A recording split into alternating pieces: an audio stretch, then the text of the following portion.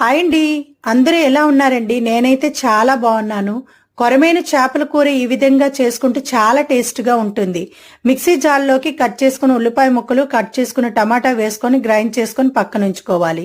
కళాయిలో ఆయిల్ వేసుకుని ఆయిల్ వేడైన తర్వాత కొంచెం మెంతులు గ్రైండ్ చేసుకుని పేస్ట్ వేసుకొని పచ్చివాసన పోయేంత వరకు ఫ్రై చేసుకొని అల్లం వెల్లుల్లి పేస్ట్ కూడా వేసుకొని ఫ్రై చేసుకొని పసుపు, కారం, టేస్ట్కి సరిపోయినంత ఉప్పు, ధనియాల పొడి, గరం మసాలా పొడి వేసుకొని మసాలా అంతా బాగా కలుపుకొని శుభ్రం చేసుకుని కొరమైన చేప ముక్కలు కూడా వేసుకొని మసాలా అంతా చేప ముక్కలకు పట్టించుకొని చింతపండు పిండుకున్న నీళ్లు కూడా వేసుకొని కలిపి మూత పెట్టి హై ఫ్లేమ్లో 5 నిమిషాలు ఉడికించుకోవాలి.